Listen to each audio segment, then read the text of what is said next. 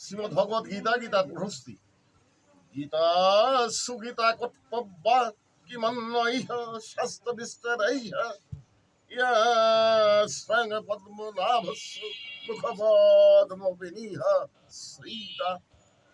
যে গীতা সাক্ষাৎ ভগবান শ্রীকৃষ্ণের মুখপদ্ম হইতে নিঃসৃতা, তা উত্তম রূপে পাঠ করা কর্তব্য। অন্যান্য অধিক শাস্ত্র পাঠের খুব একটা প্রয়োজন পড়ে না। সর্বশাস্ত্রময়ী গীতা সর্বদেবময় হরিহ, সর্বতীর্থময়ী গঙ্গা সর্বদেবময় মরুহা। গীতা গঙ্গা চ গায়ত্রী গোবিন্দেতি বিবিস্থিতে, চতুর্গকার সংযুক্তে পুনর্জন্ম ন বিদ্যতে। গীতা সর্বশাস্ত্রময়ী, হরি সর্বদেবস্বরী, গঙ্গা সর্বতীর্থময়ী এবং গায়ত্রী মন্ত্র সর্বদেবময়।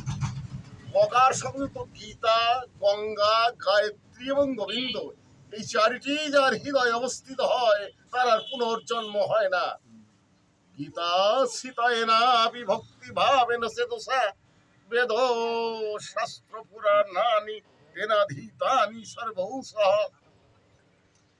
ভক্তিপূর্ণ চিত্তে যিনি গীতা পাঠ করেন তিনি বেদ পুরাণ প্রভৃতি সর্বশাস্ত্রের সারমর্ম অবগত হন।